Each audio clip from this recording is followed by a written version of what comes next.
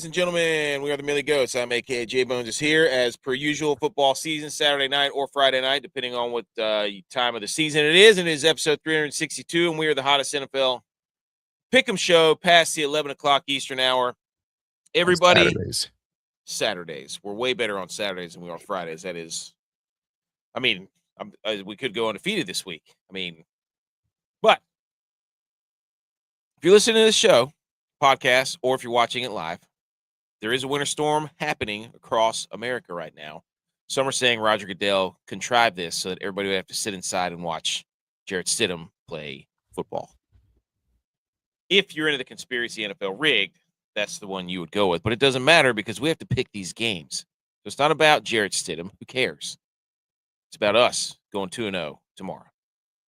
Well, listen, if corporate America taught me one thing, it's the value of opening a meeting with a safety moment. So people, as you're out there, government's working overtime, chemtrails all day, every day across the entire country, just so they can dump feet of snow, boost your local economy, get your groceries, buy your milk, buy your sugar, buy your eggs, get your French toast go tomorrow. So when you're out there plowing, warm up, don't let the snow above your heart, take breaks. Don't be a hero, guys. Get back inside and watch some football. Watch some football with us. 147, 128 on the year. Playoffs have not been good, but then we've also been picking on Fridays. That's just, look. We clinched a winning season. It's by 20 games. Like, it wasn't even close. So nerds at CBS could never do that. The contest we're in now is Splash Sports. It was CBS during the regular season. We had to find a new contest. So what we typically do is go back and look at our picks from last week, learn from our mistakes, picking the Niners all the time, and then we move forward. So we got to do this again. I was one stupid Caleb Williams bomb away for $500. A 4-0 parlay. It shouldn't have even happened because he missed the out route before. The guy, he's infuriated. I don't know if you're a Bears fan, you're like, this is awesome, but no, like it's that throw is not going to be made all the time. Like, if you're judging him on that, so I don't get it. You listen, in honor of the Buffalo Bills, I would like to propose a rule change for next year where if something crazy happens to force a game to go to overtime and then they lose, we undo everything. None of that counts, and the Rams cover. So 2026 rule change. Oh, didn't you say there was some moment in the Bills game where you said, oh, that was it? That was the rule change. Yeah, we're going to see, basically Josh Allen only gets the ball in overtime next year. That'll be the next rule. The catch, you want to talk about it, but is what it was. Brandon Cooks. Yeah, you catch it. If there was no defender there, that ball flies out and hits the ground. Incomplete. So. Bills Listen, Josh Allen's had the ball 6 times in overtime and hasn't won a single game. Maybe he's the problem. Got his head coach fired because he big-timed the owner. And the owner's like, that's my best friend. He's big-timing me. This has to be because of the coach.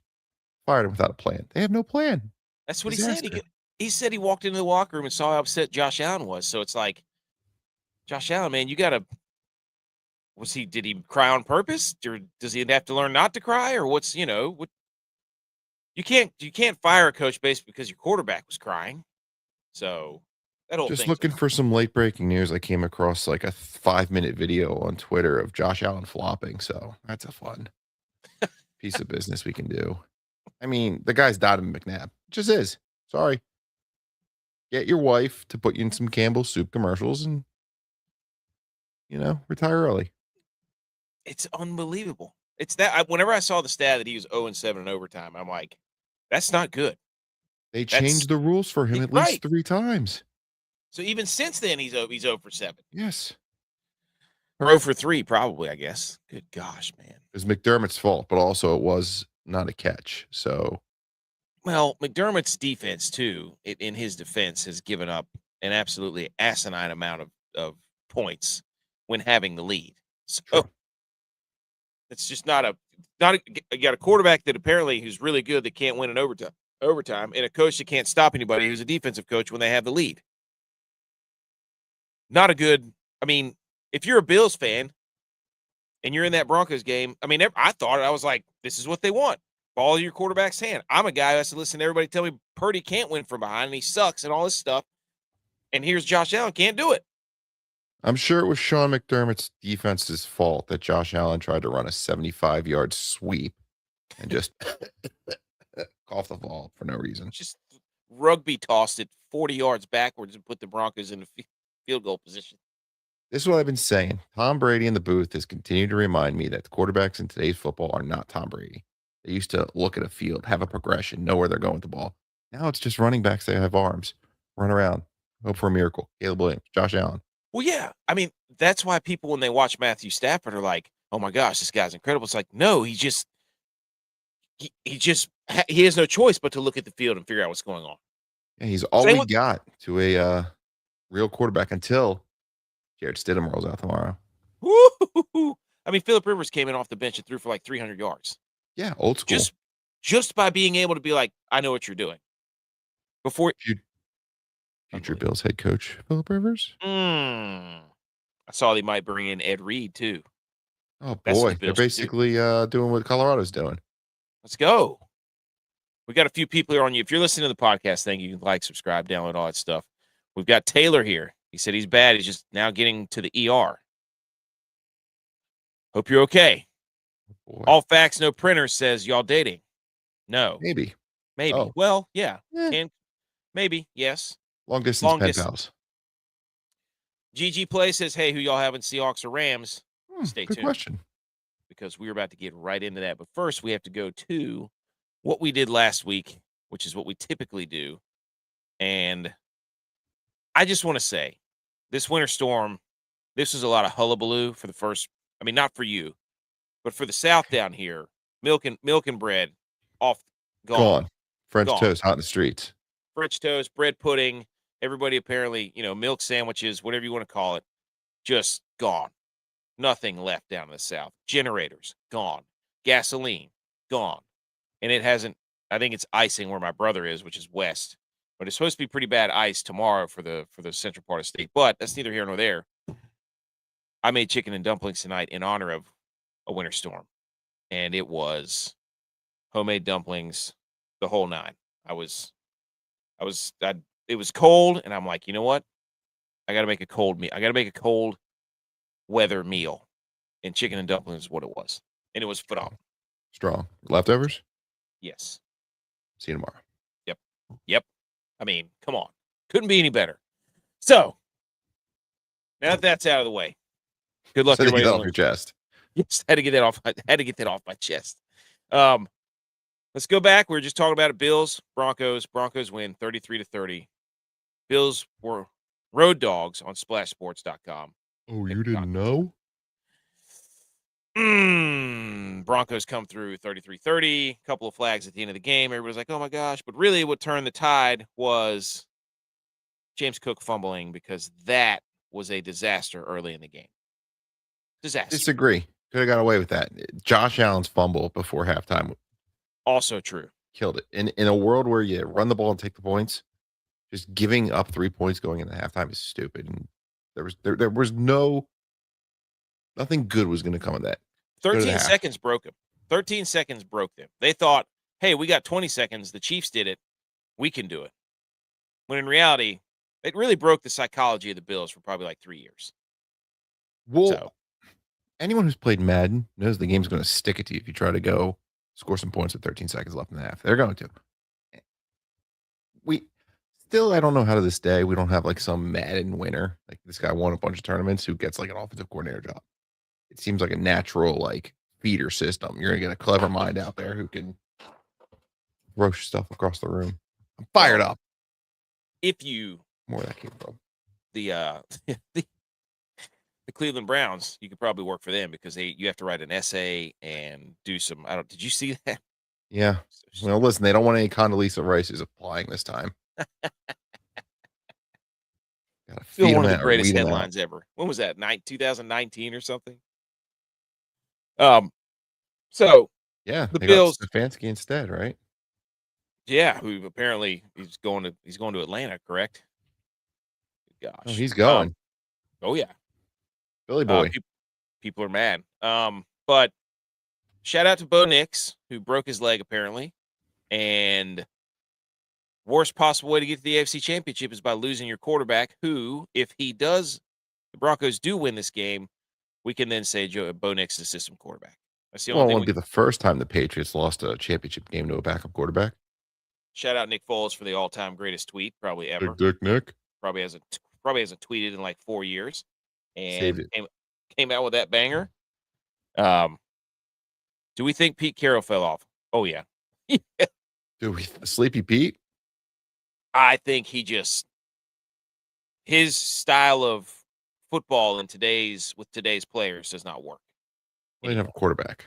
Yes. And he doesn't know how to evaluate a quarterback either, apparently. Because he's just still, for whatever reason, stuck on Geno Smith. Yeah, with Kenny Pickett, Super Bowl champion right there. Right, exactly. Culture. So the Broncos won 33-30. And the Bills have just been in a free fall, basically sacrificing Keon Coleman to the football gods, apparently. That poor guy. As Bean and Pagula just have a circle jerk to see how much they can stroke each other off. But the reason, the South Park guy rubbing his nipples. Oh, I'm so sorry. Sitting up there telling everybody that it wasn't Bean's fault. It wasn't his fault. It was the coach's fault that they drafted Coleman. And it's like, okay, all right, you're blaming Keon Coleman for 6 years of not being able to get a Super Bowl. Okay, we get it. I've been anti-Bean for quite some time. If you've been following closely, most people are. Did you see Keon Coleman when he signed his original rookie contract? Asked the guy, like, do I do my real name, my whole name, or just my signature name? Because he signs autographs. It's just a CK. KC. If the Seahawks go to the Super Bowl, they better not throw at the goal. Yeah, I agree. Well, they might because they have Sam Darnold. So I got some stats for you about that later too. I made a spreadsheet because I was laying in bed last night and I made a spreadsheet about Sam Darnold. The results did not. Is he your 13 seconds? No, it was just, I was like, the Seahawks, when they can run the ball, are very, very effective. I saw it against the 49ers. I want to see how they did it against teams who can stop the run. And I made this whole spreadsheet about what his QBR or his rating was, what his completion percentage was, what his turnover to touchdown rate. Like I made a whole thing against teams that were ranked top 12 in the NFL against the rush and see what happens. So I did come out with some interesting numbers. Wait, yes. So what did the Seahawks do last week? Well, 41-6. We took the Niners plus 7.5. Kyle Shanahan saving those plays for next year. Beautiful. Love it. I had to come out with some angle. I had to do something. That was my way of rationalizing. I was coping. I'm sorry, I had to do it. So, but that was bad. Here's the whole thing is that I said this on the show the other night. I was like, I spent probably an hour setting up a campfire, setting up a projection screen out on my back deck, chairs around it, the whole 9 yards. And the minute I sit down, touchdown, Rashid Shaheed. I looked at my father-in-law and I was like, that's not good.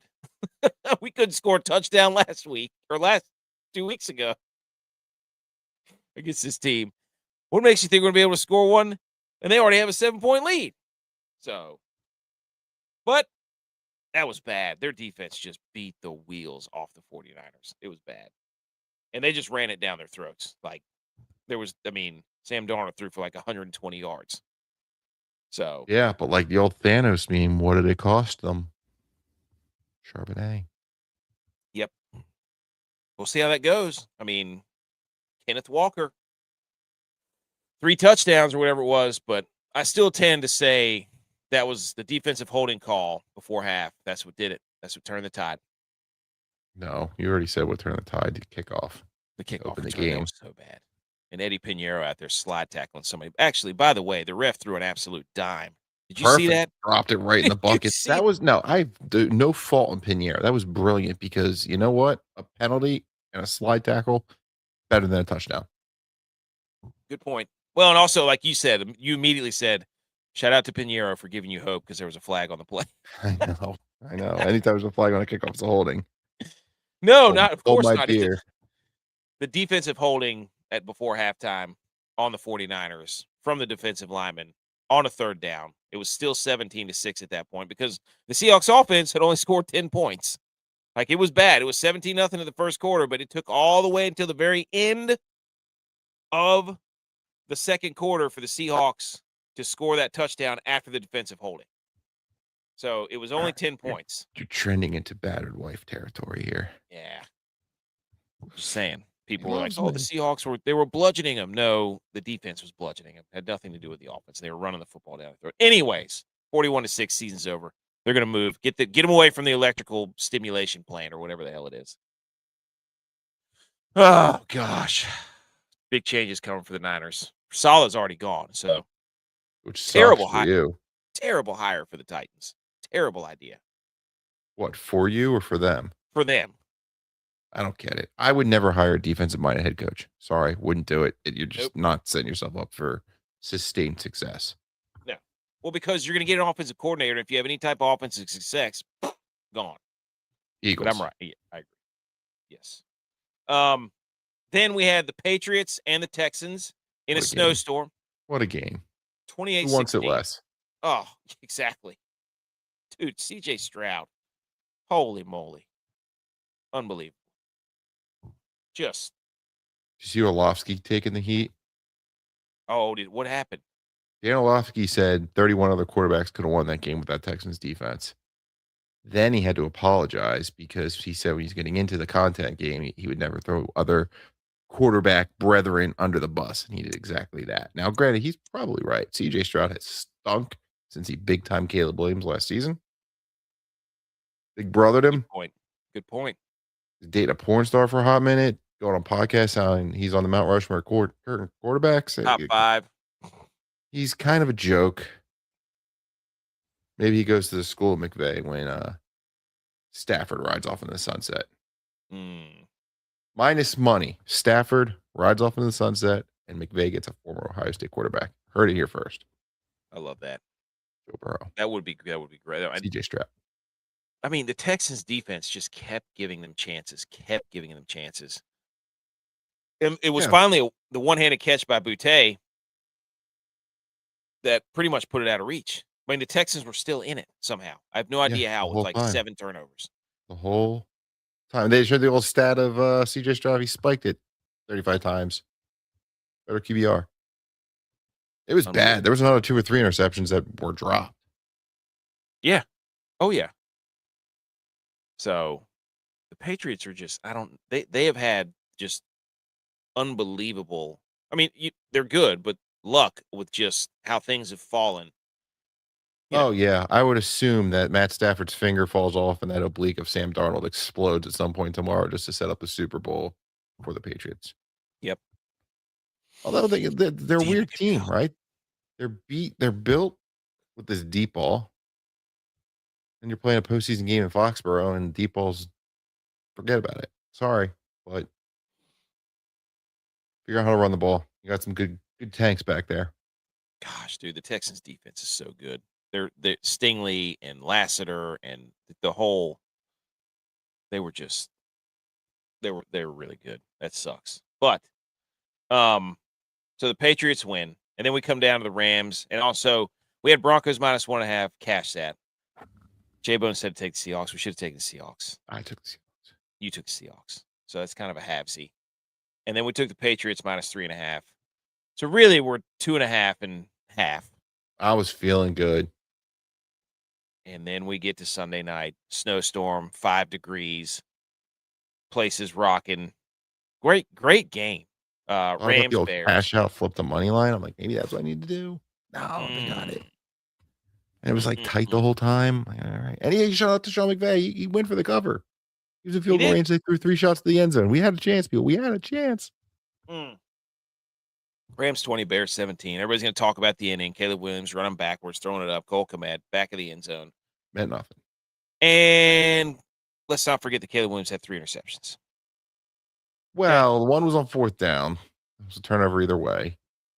Still interception. One ugly one. That's on him. And then one that his receiver seemingly sold him out. So, business decision. Yeah, DJ Moore. There was catching a lot of heat for that. Also, going back to Dan Orlovsky, The man needs to get off of Twitter. He wants to be on Twitter because, when you're a social media person, that's what you do. But he's like, this apple tear you down, man. It's like, well, then just get away from it. I saw someone tweet out a list of CAA clients. Number 1 being Josh Allen, number 2 being the Orlovsky, Mia Kimes. Every ESPN talking head are basically in bed with the same agent. So when you wonder why they aren't critical of Josh Allen, because they're all in business together. Same thing with Ryan Clark. Ryan Clark. Yeah.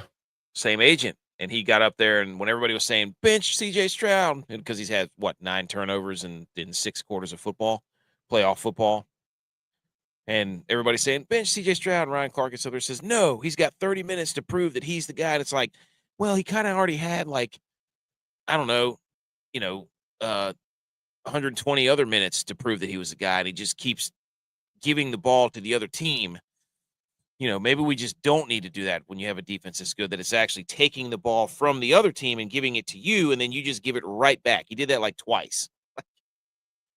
So, well, shout out to Stephen A. Smith, who, went out there. He's not supposed to give credit to the brothers, but there's a brother coach in the Patriots defense doing a hell of a job, except for the fact that Terrell Williams, the brother, hasn't coached this season.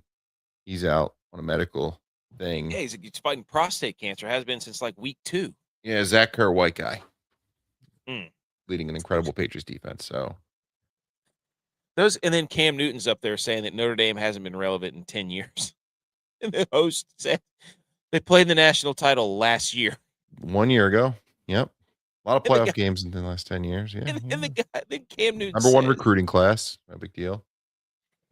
Oh my gosh, dude. And then Cam Newton said a couple weeks ago, he goes, he needed to see Indiana play a team like Oregon for him to trust them. And I'm like, does this guy not watch? Does he just not watch football? I mean, I get you played, you were a legend, and you were, you've got a lot of records and all this stuff, but that doesn't mean you can just go up there and make up stuff. But I guess you can, because he's still getting paid. So. That's it. Rage bait. Indiana changed the game. Michigan, Ohio State, they were doing it, but no one could connect the dots. You see Indiana win. It's about getting a grown-ass man 22 times, putting him out on that field. Ohio State said goodbye to all their 5-star freshmen, so we don't need you. Go to transfer portal, get a bunch of 20, 25-year-olds. Grown-ass man. Oh, yeah, pretty much. They don't make mistakes. They're focused. They've been in the season for a couple of years. Oh, yeah. They changed the game. Those recruiting rankings are BS anyway. Well, they're all probably, I mean, if you know anything about PFF is even. PFF's garbage. Hot garbage. Yeah. They don't even watch the games. Of rankings. I mean, the CFP rankings, we all know that they're. At least they try. Yeah. What was Christian McCaffrey's PFF ranking? 23rd or something. Offensive player of the year, and he's like, he's the 23rd best running back. Okay. Up for MVP, offensive player of the year. Yeah, cool. No, those rankings are all the same guy. You know that? Makes a website, gets big, sells it, then starts another website. He's done it 3 times. Wow. All they do is they wait for, who's Nick Saban recruiting? Oh, this kid? Well, he's got to be a 5-star. Give him 2 more stars. Yeah. Oh, yeah. That's all they do. They don't know. Well, it gets all the fan bases riled up, and then they get donate. They probably get a little kickback.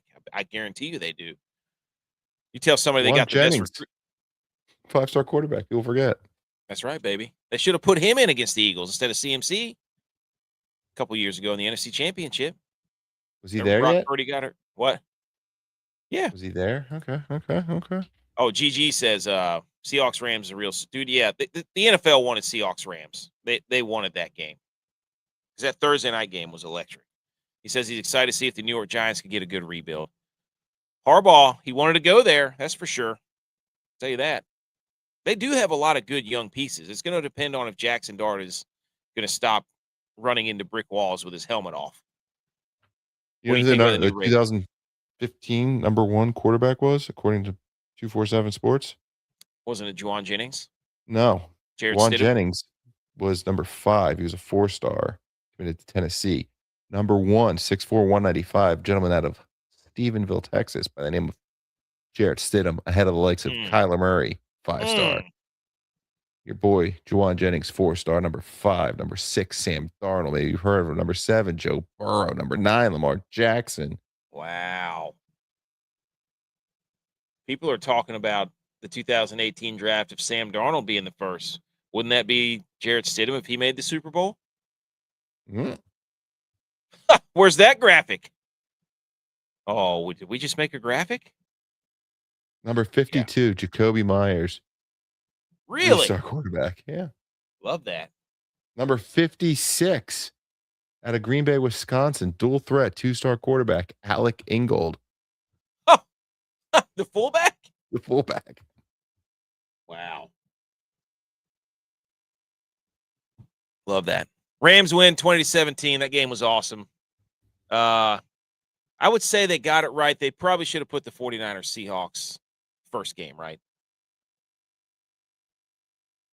Right. I have no problem with the schedule. I think it made a lot of sense. Okay. Me Anonymous says Broncos are winning it all. Denver deal exposed the fact that Stafford should not really be the MVP or that Darnold and the Sea Chickens is overly hyped.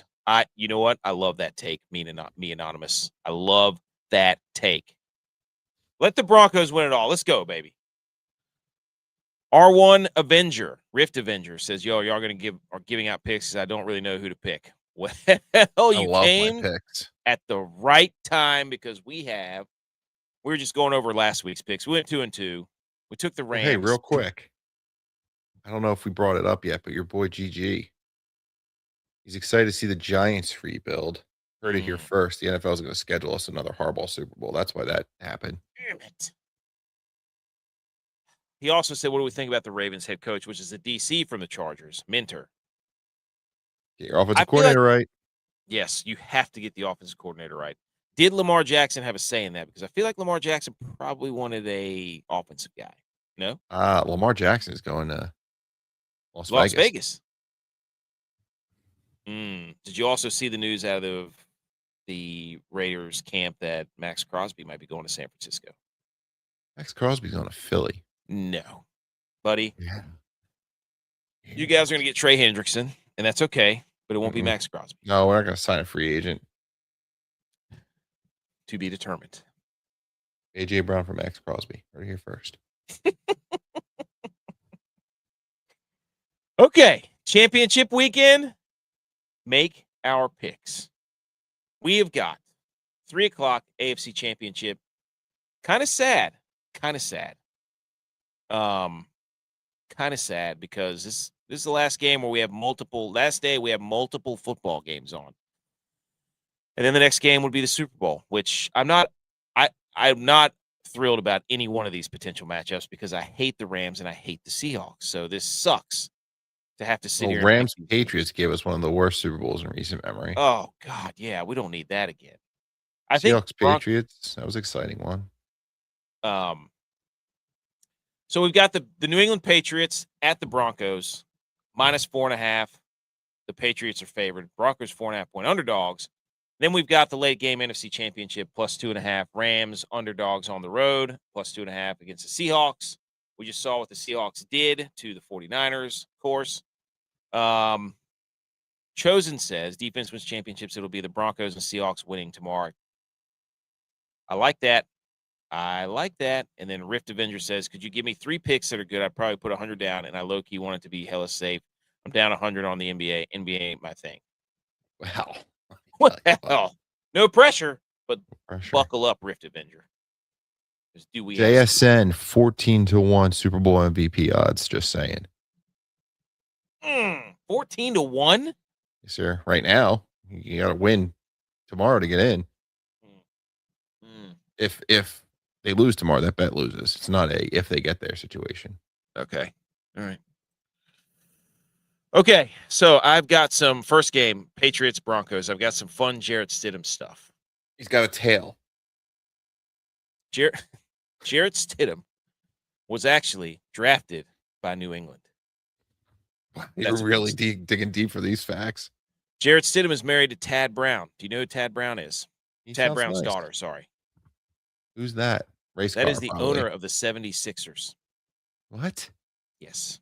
You're lying. That's not the owner of the 76ers. Yes, it is. Tad Brown? Yeah, New Jersey's Devils. No. Who's the owner of the 76ers? Josh Michael Harris Rubin. is who you're thinking of. Michael Rubin. Oh, it's owned by Harris Blitzer. Yes. Okay. Well, where did Tad Brown? He's part of that group somewhere. Josh Harris is a managing partner of the Sixers, Devils, and Commanders. And Joe Gibbs Racing. Fun fact. Well, who the hell is Tad Brown? No idea. Hold on, let me dig into this. Oh, he's the CEO of Harris Blitzer. Yeah, he's not There the owner. you go. He works for the owner. Okay. Okay. There we go. My team's the owner. Get lost. Knew it. Wasn't that a fun stat? You know, his first start, Jarrett Stidham. Versus the Broncos. It was versus the 49ers a couple years ago, 2022. And he went off. And I remember that game. So, I also had that he was the number 1 overall quarterback recruit, but you already covered that, 2015. No conference title starting quarterback has ever started less games than Jarrett Stidham.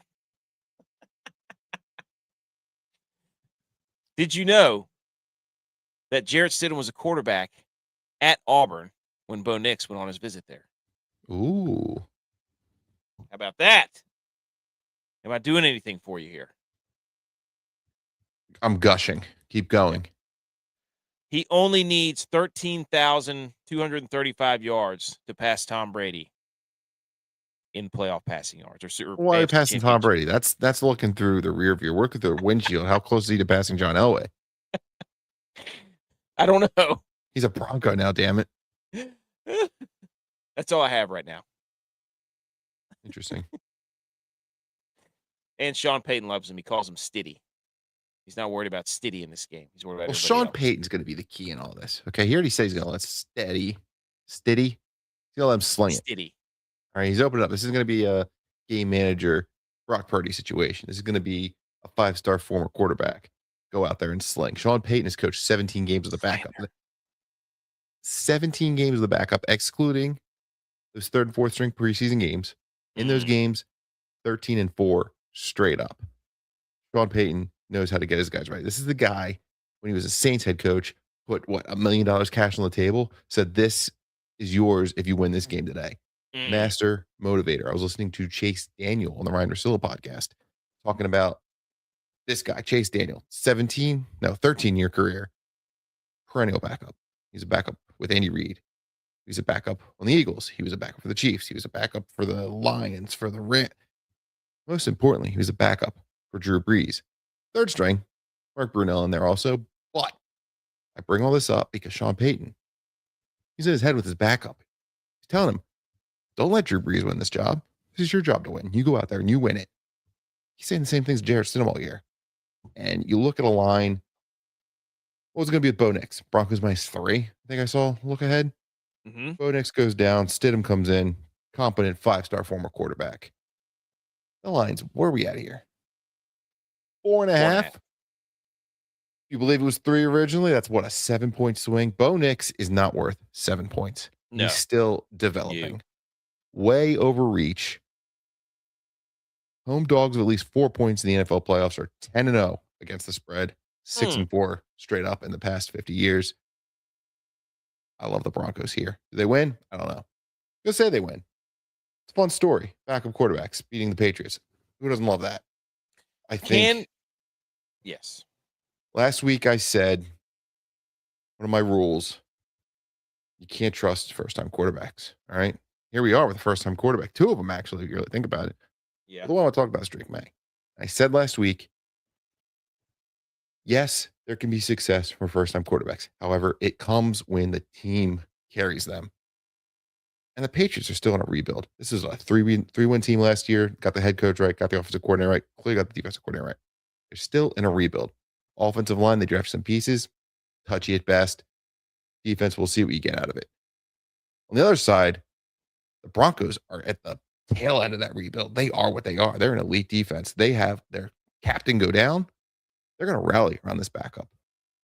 Win it for Bo. Broncos cover 4.5. I love it. I love it. I love this. Well, I mean, look. The Patriots have played really good defenses. Very good defenses the Who? past 2 weeks. Past 2 weeks. Chargers, Okay. Chargers, Okay. Texans. Drake May cannot hold on to the football. They had the benefit of being at home in those games.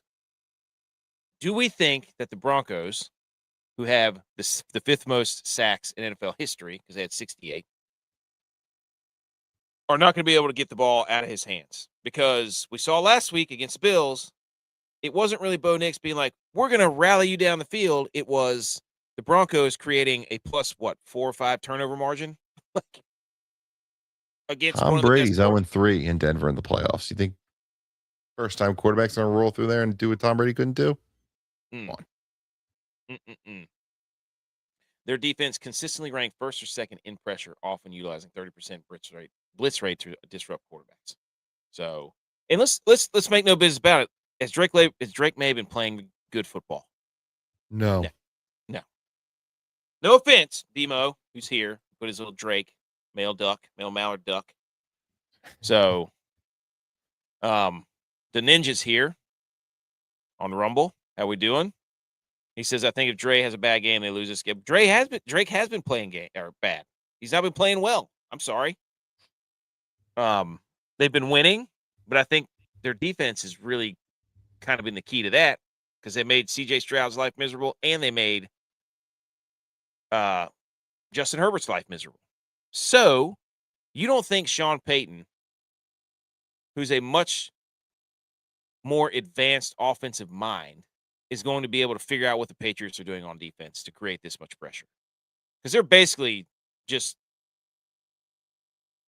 not respecting anything that anybody's doing on the offensive side of the ball, running like a bunch of crazy people out there.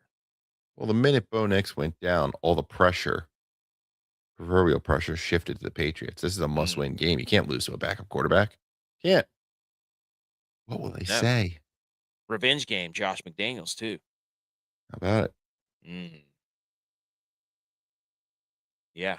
And Jarrett Stidham because he was drafted by the Patriots. So we got to – who wants revenge more? So, mine clearly set against the pass regardless.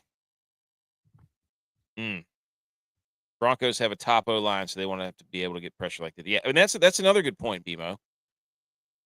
Very good point. That the offensive line for the Broncos is probably the best remaining offensive line in the playoffs as far as protecting the quarterback. So, and I think the Patriots have been getting to the quarterback by blitzing a lot. So if you're going to do that, you don't think Sean Payton's going to be able to carve that up? I mean, he's going to basically tell what's-his-face, Stidham, and be like, here, throw it here. Well, that's another thing Chase Daniel went into. Sean Payton is more of this old school philosophy. We talked about how, Josh Allen, Caleb, they just sling it and hope for the best. There's more of a progression read system with the Sean Payton offense. So while, learned quarterbacks are just completely blown away by this defense the Patriots are running where it's cover 2, cover 3, they're doing this hodgepodge on left and right side of the field that can confuse you. Sean Payton can set it up the same way Kyle Shanahan sets things up for your boy Brock Purdy to throw to a wide open guy every time. I think Sean Payton can design things. Go through your progressions. 1, 2, 3, bang, get it out, move the ball down the field. We're see some good old fashioned progression read football on a Sunday afternoon in the snow. That's two shots at Brock Purdy that I've seen in the past 10 minutes. That's okay. I was just trying to make it relatable for you.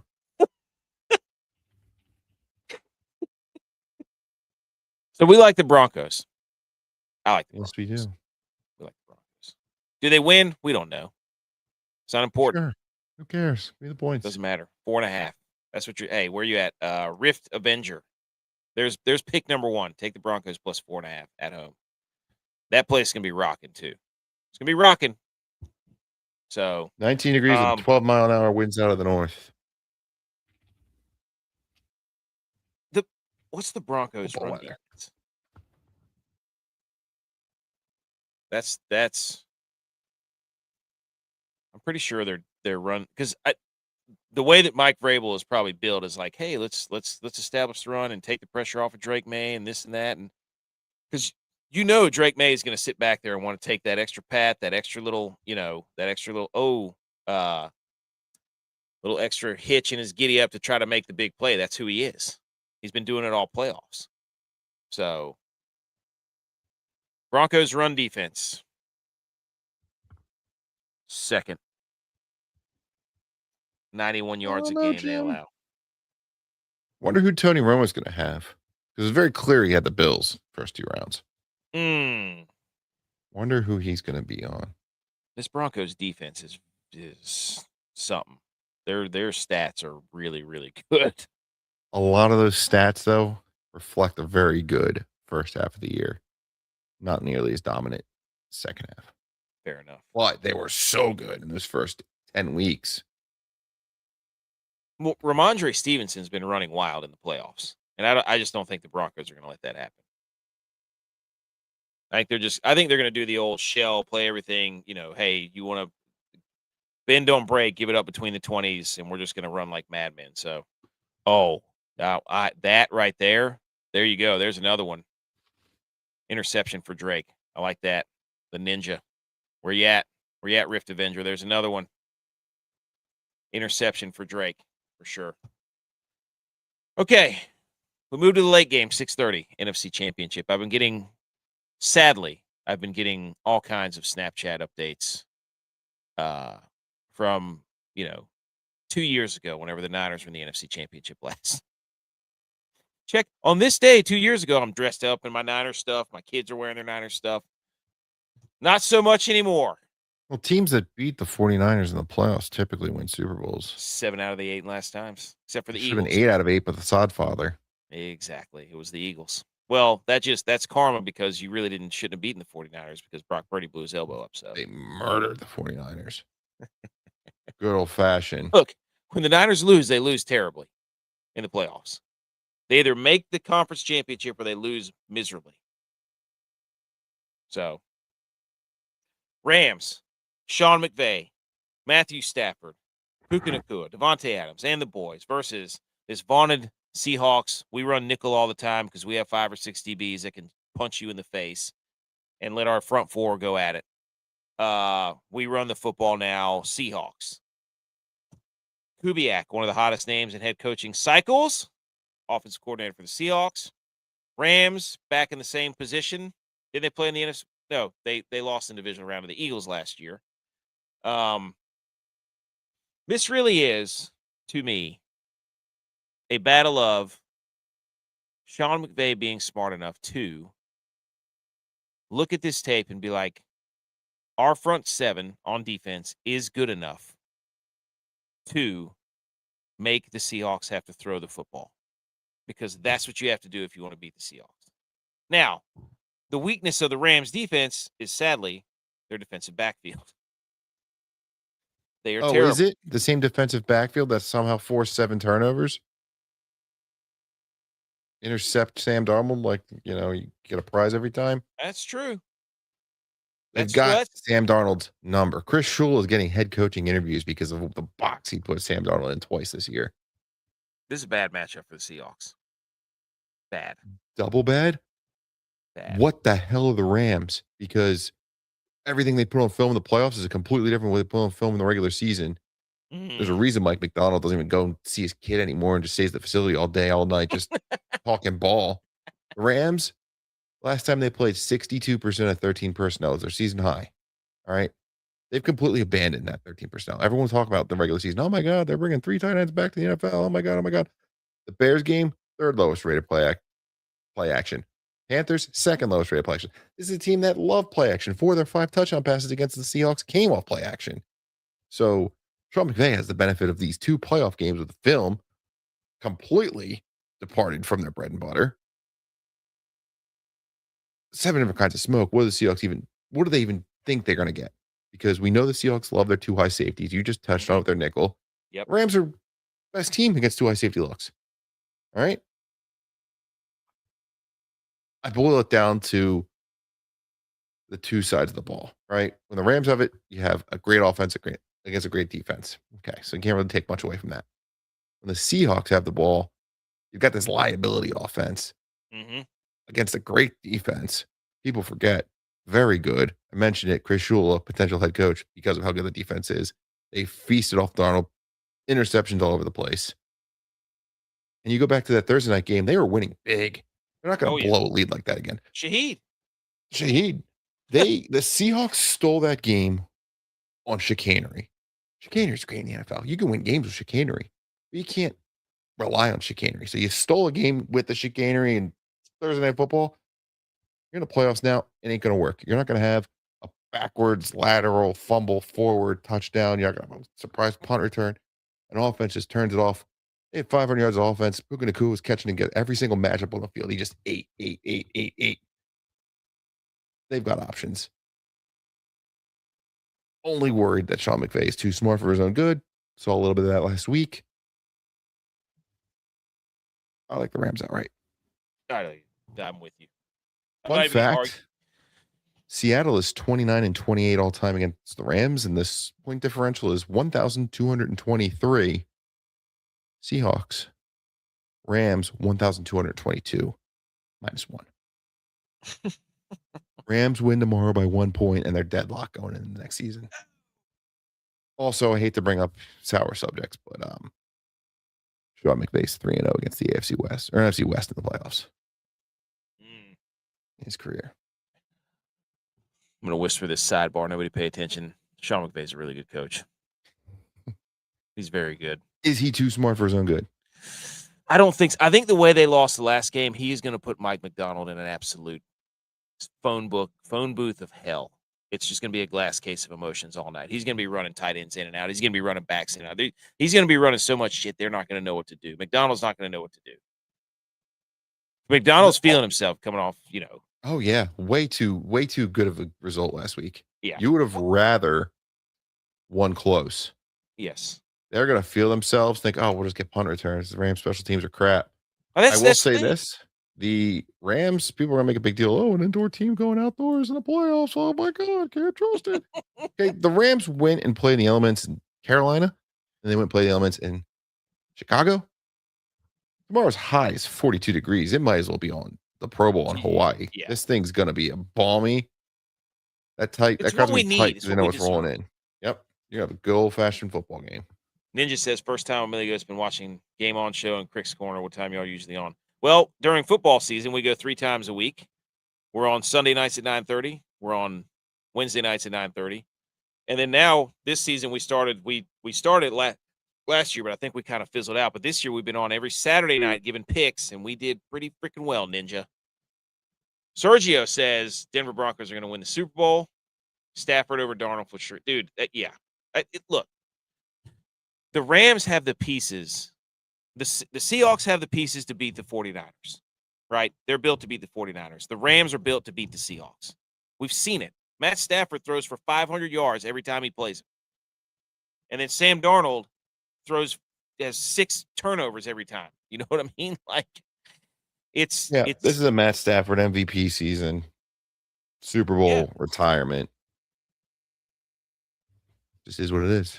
People are gonna see that game last week for the Seahawks and be like, "This is the best team in the NFL. This is the best team in the NFL." It's like, and they're gonna hammer Seahawks 2.5. They are going to absolutely hammer that. And I'm here to tell you, having watched a lot of NFC West football, the Seahawks are very good on defense. They cannot match up with the Rams playmakers. Didn't the last game they didn't play with Devontae Adams? Correct. Yeah. Like, the last time the Rams Seahawks played, it was Matt Stafford threw for like 500 yards and 5 touchdowns and didn't have his second best receiver. And Charbonnet out is a big deal. That is a big deal. Kenneth Walker's not a bell cow 25 carry guy. Finicky too. So yeah. But anyway, I said it. He feeds off outside zone, and the 49ers can't defend it. So it was like. But again, that's how the Rams defense is built, though. They're built to stop that because Shanahan started the outside zone movement in that division, and then everybody built their defense to be able to stop that with their nickels and their athletic freak defensive ends and outside linebackers and all that stuff. And now they all caught up, and so. But I like all the consensus I can get. That's right, Ninja. We're going to take the Rams 2.5. We're going to take the Broncos 4.5 because we're not cowards. Do we do favorite pick still? I don't think so. I don't see it. Cowards. You want to see my spreadsheet that I made? Yes. Did it line up with our stat, with our pick?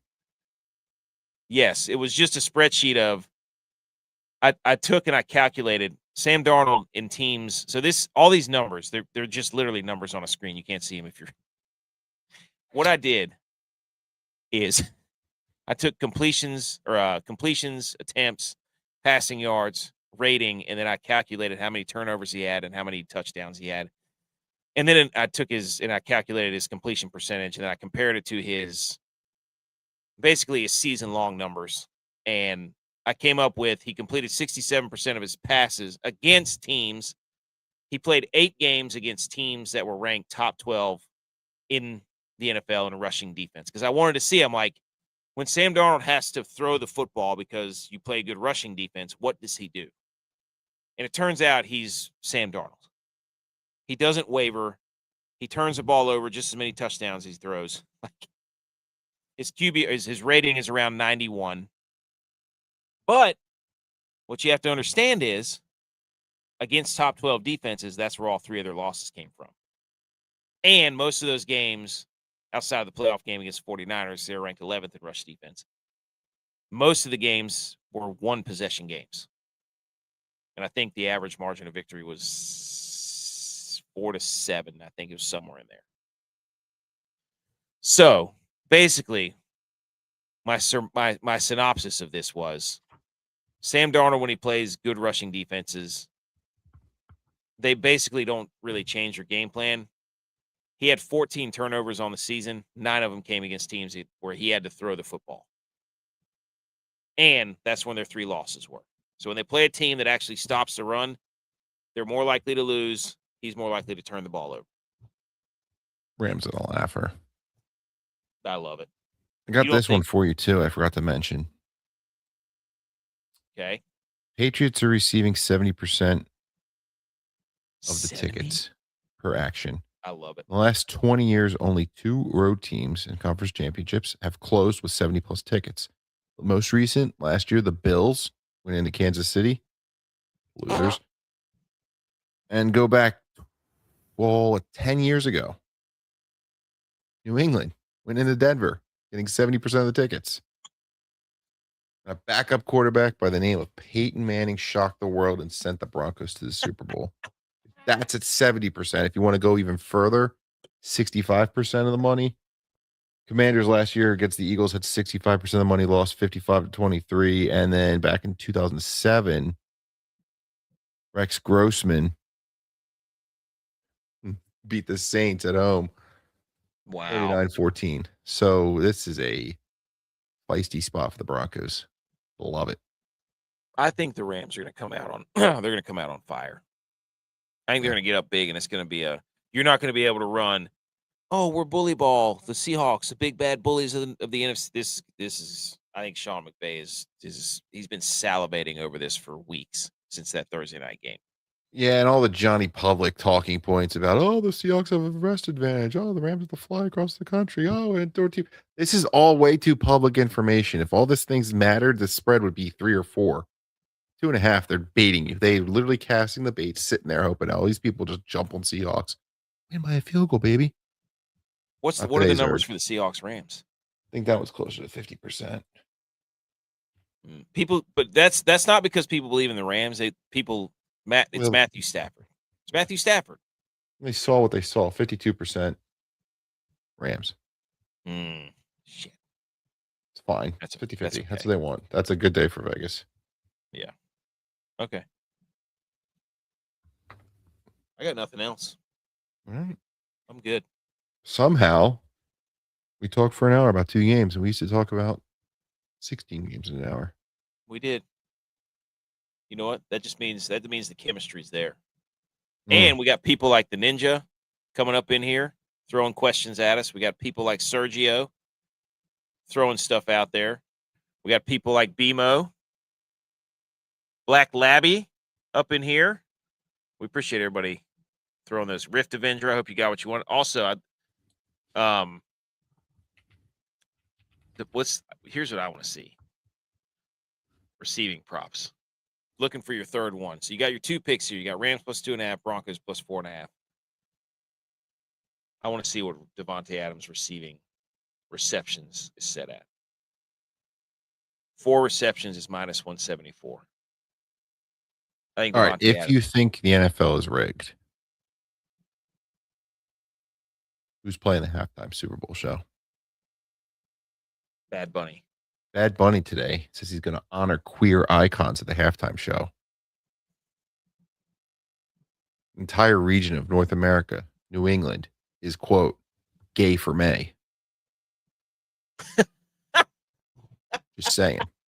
What more perfect person to be playing in the game Bad Bunny's honoring the queer icons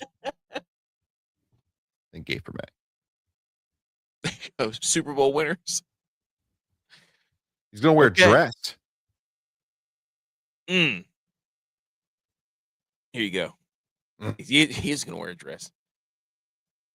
That right there. Devontae Adams. Give me the tight end. Give me Colby Parkinson. 4 catches. 4. Yes. That's plus 171. Okay. There's a couple for you there. There's a couple for you. I think not having Devontae Adams, I think everybody's, the rule of thumb is when the Rams get Puka Nacua 7 touches or more, they're now 17-5. Use some good juice on 7 touches. Although handoffs, they did that last week. Yeah. 7 receptions, that's minus 209. 8. You have to go all the way to 9 receptions for Puka to get to plus money. Oh my God. They know. I mean, if I know, they know. So people forget Sam Darnold oblique. Still an issue. Still a report. Matt Stafford off the injury report with his. Oh God, don't with his Winnebago. Okay. That was a fun show. Again, 2 games. Talk for an hour. We can do it. Look, if people are like, oh my gosh, there's no football. We have nothing to talk about. We can sit here and talk about an hour for nothing but Jarrett Stidham being the number 1 ranked quarterback in 2015. Love it. All right. For those of you looking for more content from us, follow the social medias right here on your page.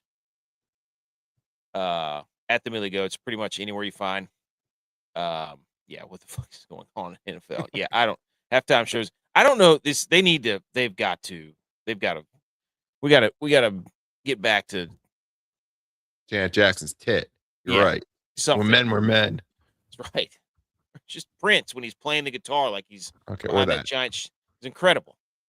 But anyways, follow us on the socials at the Millie Goats, anywhere you find them: Instagram, Twitter, YouTube, Rumble, TikTok, all this place.